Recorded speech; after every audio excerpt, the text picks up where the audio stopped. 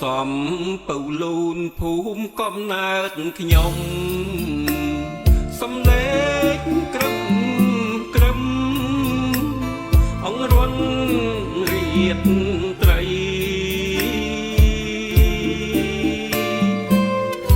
ព្រះវិប្រៃច័ន្ទតាមមុនតាក្របីអានសេះមុំបីសៀមបាញ់កំតិច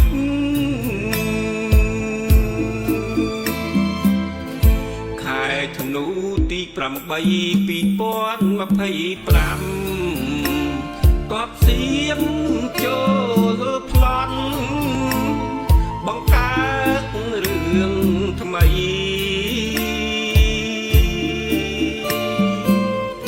បង្កសង្គ្រាមវិវាទទឹកដី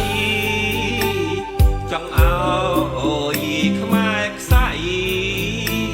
បាត់ពីផែនទីទៅ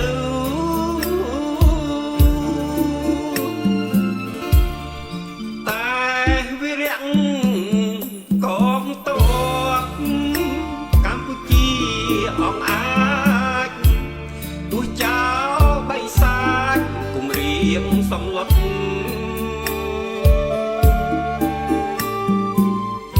ក៏មិន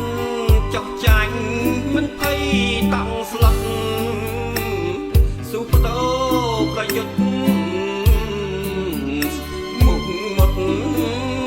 មិនស្ដាយកូនខ្មែរចំនួនក្រោយចងចាំពុំភ្លេចដៅក្នុងដួងចិត្តទុកជាប្រវត្តិសាស្ត្រ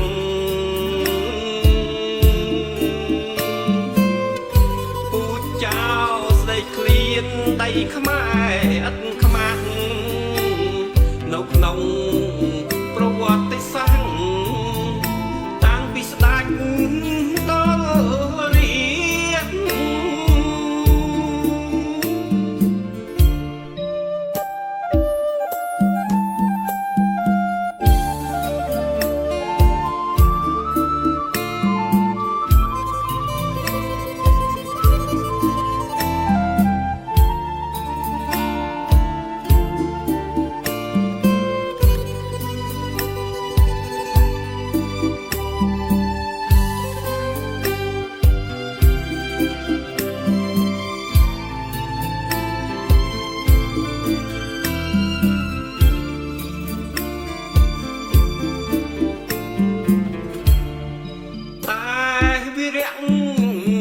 កងទ័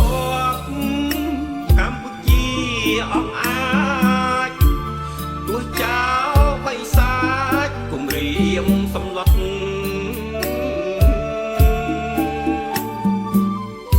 ក៏មិនចោះចាញ់មិនភ័យតង់ស្លុតសុបដោប្រយុទ្ធមុខមុតមិនស្ដាយកូនខ្មែរចំនួនក្រោយចងចាំពុំភ្លេចដៅក្នុងដួងចិត្តទុកជាប្រវត្